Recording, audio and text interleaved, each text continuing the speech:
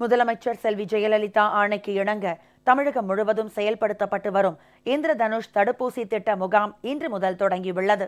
வரும் 14ஆம் தேதி வரை நடைபெறவுள்ள இந்த முகாம்களில் 2 வயதுக்கு உட்பட்ட குழந்தைகள் மற்றும் கர்ப்பிணி பெண்களுக்கு தடுப்பூசி மருந்து கொடுக்கப்படுகிறது.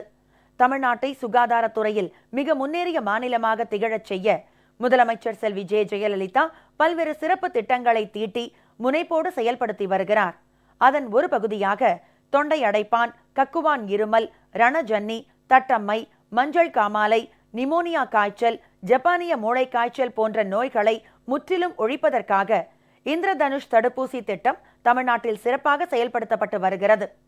இந்த முகாம்களை கடந்த மாதம் முதல் அடுத்த ஆண்டு ஜனவரி மாதம் வரை ஒவ்வொரு மாதமும் 7ஆம் தேதி முதல் 14ஆம் தேதி வரை நடத்த ஏற்பாடு செய்யப்பட்டதோடு 41,139 முகாம்கள் மூலம் சுமார் 2 லட்சம் குழந்தைகளுக்கும் சுமார் 69,000 கர்ப்பிணிகளுக்கும் தடுப்பூசி வழங்க இலக்கு நிர்ணயிக்கப்பட்டது.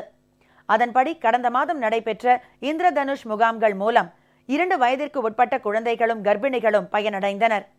நடப்பு மாதத்திற்கான இந்திரதனுஷ் முகாம்கள் இன்று தொடங்கியுள்ளன. சென்னை கோடம்பாக்கம் அரசு மருத்துவமனையில் தொடங்கியுள்ள முகாமில் ஏராளமான குழந்தைகளுக்கு தடுப்பூசி மருந்து வழங்கப்பட்டது.